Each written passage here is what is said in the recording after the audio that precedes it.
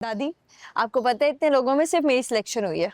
अरे माशाल्लाह जी। बस एक आपको यकीन नहीं था खुद पर। अस्सलाम वालेकुम। अरे भाई वाह, केक कट रहा है, किसकी सालगिरह है? अरे बेटा, अब्बा को तो खिलाओ केक।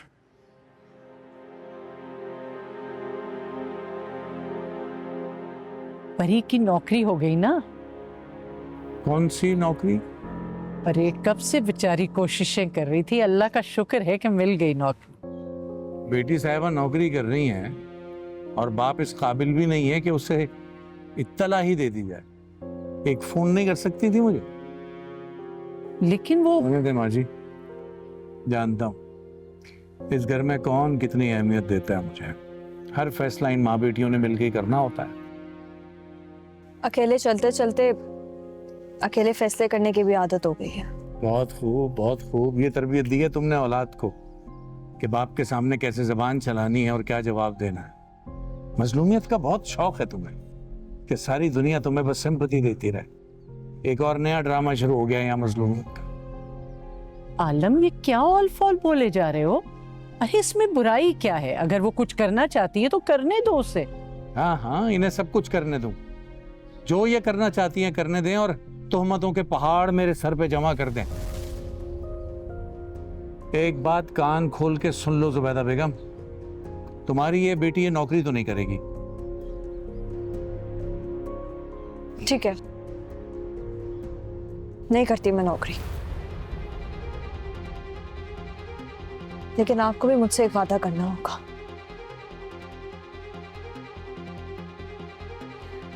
जिस तरह के आलीशान घर में आपके बेटे रहते हैं, वैसा घर आपको हमें भी बनवा कर देना होगा।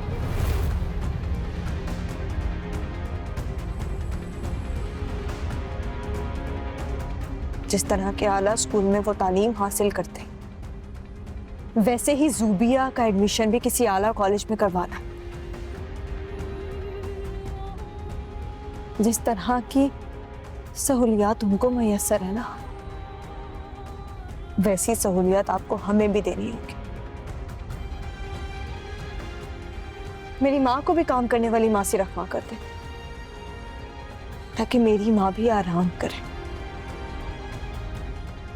जितना खर्चा आप उनको देते हैं ना, उसमें से आधा हमें भी दे।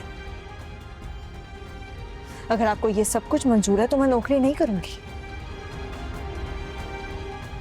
बताएं अल्लू, मंजूर है आपको? ये सब तुम्हारी तरबियत बोल रही है जुबैदा बेगम, सुन रही हो?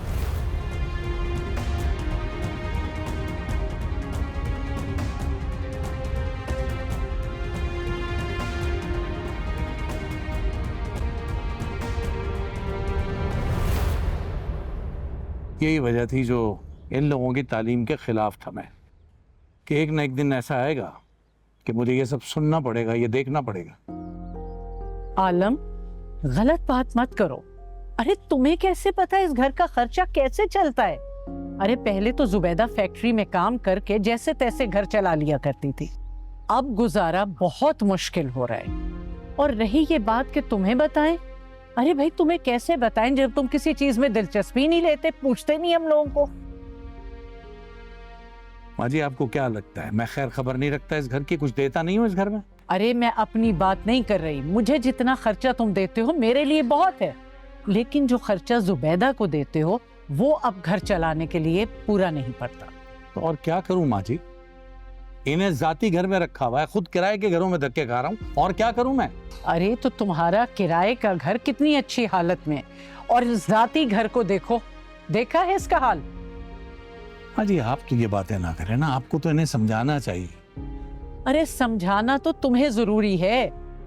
बच्चियां पहले छोटी थी, अब बड़ी हो गई, 100 खर्चे होते हैं उनके। ये तो बड़ी सब्र वाली बच्चियां हैं, अपना दिल मार के रखती हैं, कभी अपने लिए कुछ नहीं लाती।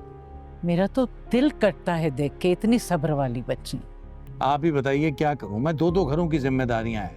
अरे तो 2-2 घर की जिम्मेदारियां बेटे की ख्वाहिश में तुमने ही लगाई है ना। बस कह दिया मैंने, ये नौकरी नहीं करेगी। और मेरा ये फैसला है कि परी नौकरी करेगी। अगर तुम इस फैसले से खुश हो तो केक खाओ, और अगर नहीं तो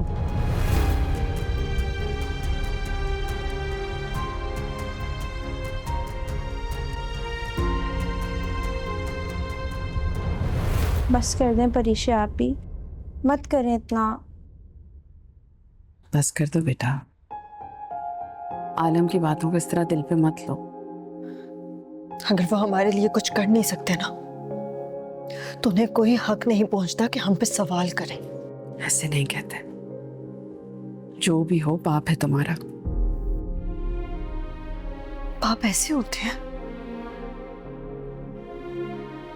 अरे तुम्हें भी तो इस तरह बात नहीं करनी चाहिए थी ना। अम्मी, आप सब कुछ जानते हुए भी मुझे समझा रही हैं।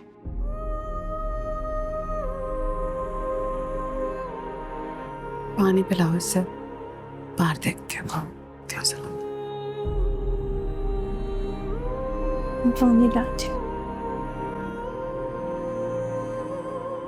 सर से उतरी ये जान